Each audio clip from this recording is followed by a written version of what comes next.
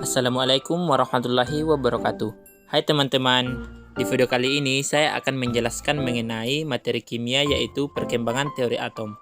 Sebelumnya, terima kasih kepada dosen pengampu mata kuliah kimia. Dengan hormat saya sebut namanya Anissa Dwi Sikri Abdullah MSI APT yang telah memberikan tugas ini sebagai pengganti UTS. Terlebih dahulu, perkenalkan nama saya Irfan, NIM B0422019, Prodi S1 Gizi, Fakultas Ilmu Kesehatan, Universitas Sulawesi Barat. Sebelum kita membahas lebih lanjut tentang perkembangan teori atom, terlebih dahulu kita harus mengetahui apa sih itu atom. Atom berasal dari bahasa Yunani yaitu atomos, berarti tidak terbagi. Dua orang filsuf Yunani yaitu Leucippus dan Democritus menyatakan bahwa semua materi disusun oleh partikel-partikel yang sangat kecil dan tidak dapat dibagi-bagi. Subatomik utama atom yaitu proton, neutron, dan elektron. Pada pembahasan kali ini, kita akan membahas beberapa perkembangan teori atom, yaitu yang pertama teori atom Dalton, yang kedua teori atom Thomson, yang ketiga teori atom Rutherford, yang keempat teori atom Bohr, serta yang terakhir teori atom mekanika kuantum atau teori atom modern.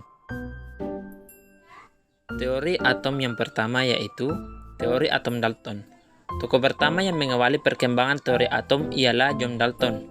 Ia menyatakan pendapatnya tentang atom pada tahun 1803. Teori atom Dalton didasarkan pada dua hukum, yaitu hukum Lavoisier atau hukum kekekalan massa dan hukum Proust atau hukum susunan tepat. Kemunculan teori atom Dalton membangkitkan rasa keingintahuan terkait dengan penelitian beragam jenis atom. Isi teori atom John Dalton adalah sebagai berikut.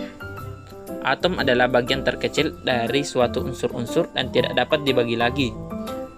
Atom-atom sejenis mempunyai sifat yang sama, sedangkan atom-atom dengan unsur yang tidak sejenis memiliki sifat yang berbeda. Dalam reaksi kimia, terjadi penggabungan atau pemisahan atom. Atom dapat bergabung dengan atom lainnya untuk membentuk molekul dengan perbandingan bulat dan sederhana. Kelebihan dan kekurangan teori atom Dalton. Kelebihannya yaitu 1. Dapat menjelaskan hukum kekekalan massa. Yang kedua, dapat menjelaskan hukum perbandingan tetap.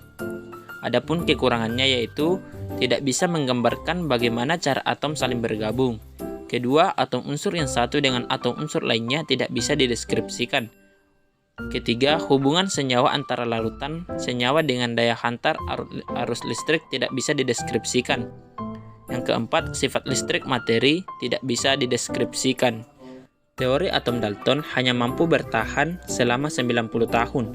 Hal itu dikarenakan pada tahun 1886, Eugene Goldstein telah menemukan partikel listrik yang memiliki muatan positif dan yang sekarang dikenal sebagai nama proton.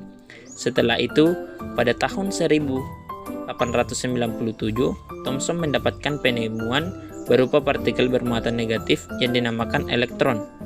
Meskipun teori atom milik John Dalton masih mempunyai kekurangan, tetapi Dalton merupakan bapak pencetus teori atom modern. Teori atom yang kedua yaitu teori atom Thomson. Setelah teori atom Dalton, tokoh perkembangan teori atom selanjutnya adalah teori atom Thomson. Dalam perkembangannya, Thomson memperbaiki kekurangan-kekurangan yang ada pada teori atom Dalton sebelumnya. Pada tahun 1897, Thomson menemukan partikel yang bermuatan negatif dan disebut dengan elektron. Elektron merupakan penemuan yang bertujuan untuk memperbaiki kekurangan teori atom sebelumnya. Teori atom Thomson berawal dari penemuan tabung katoda oleh William Crookes, seperti yang bisa kita lihat pada gambar. Dari penelitian yang sudah dilakukan Crookes, Thomson mengembangkan penelitiannya tentang sinar katoda di laboratorium Cavendish. Setelah selesai dan mendapatkan hasil dari penelitian yang dilakukan, Thomson menemukan bahwa sinar katoda adalah sebuah partikel. Hal ini disebabkan karena sinar katoda mampu memutar baling-baling yang diletakkan antara katoda dan anoda. Setelah mengetahui hal itu, Thomson menyatakan bahwa sinar katoda termasuk ke dalam partikel penyusun atom atau partikel subatom yang memiliki muatan negatif dan sekarang disebut dengan elektron. Partikel yang bermuatan negatif atau elektron inilah yang akan memuat isi dari teori atom Thomson. Isi dari teori atom yang dimiliki oleh Thomson adalah sebuah bola pejal atau bola biliar yang bermuatan positif yang memuat beberapa partikel bermuatan negatif atau elektron. Elektron-elektron ini akan tersebar pada bola seperti kismis pada roti. Teori atom Thomson bisa disebut dengan sebutan roti kismis.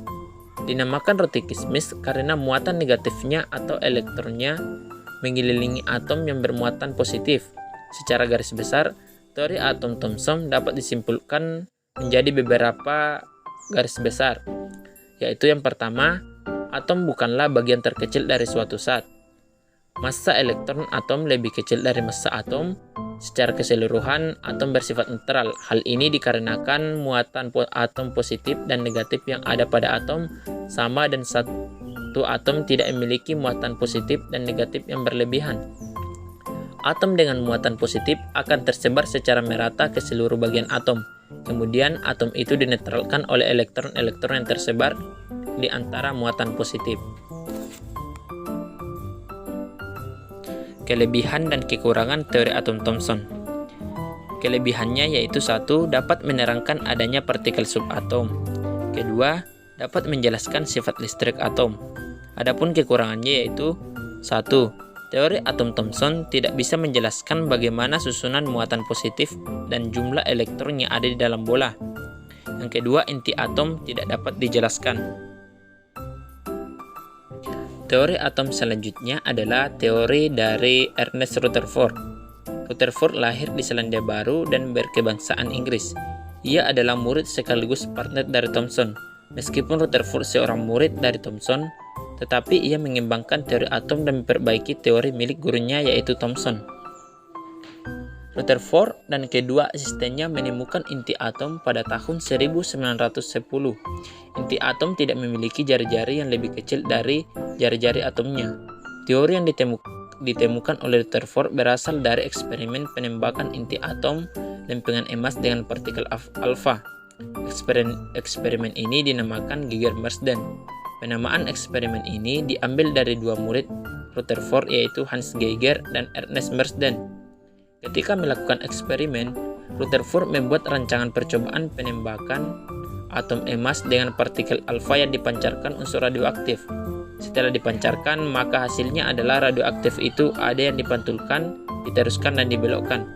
Dari hasil percobaan yang dilakukan, Rutherford berharap semua partikel alfa menembus lurus lempengan emas.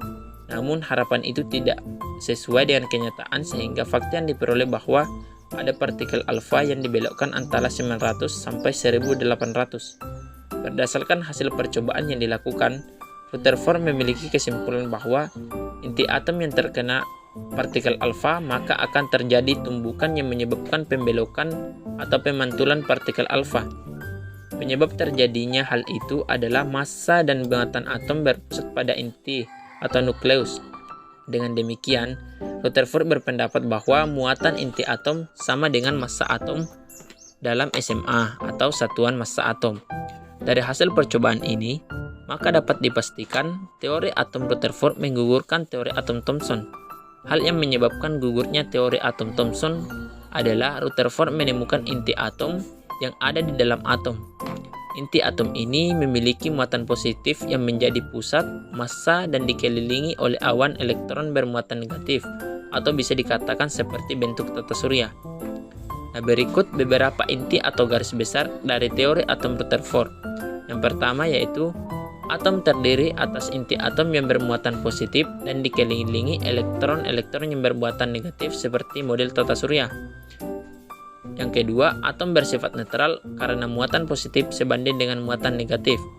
Yang ketiga, selama mengitari inti, gaya sentripetal pada elektron terbentuk oleh gaya tarik-menarik antara elektron dengan gaya inti atom. Yang keempat, sebagian besar volume atom adalah ruang kosong, bukan pejal.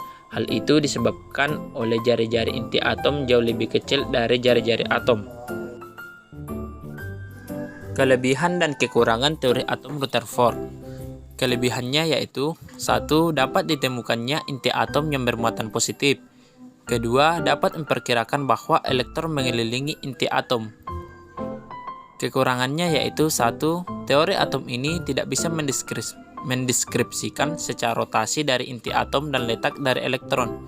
Yang kedua, teori atom ini tidak bisa mendeskripsikan spektrum garis yang ada pada atom hidrogen. Yang ketiga, energi atom menjadi tidak stabil karena elektron yang bergerak akan memancarkan energi.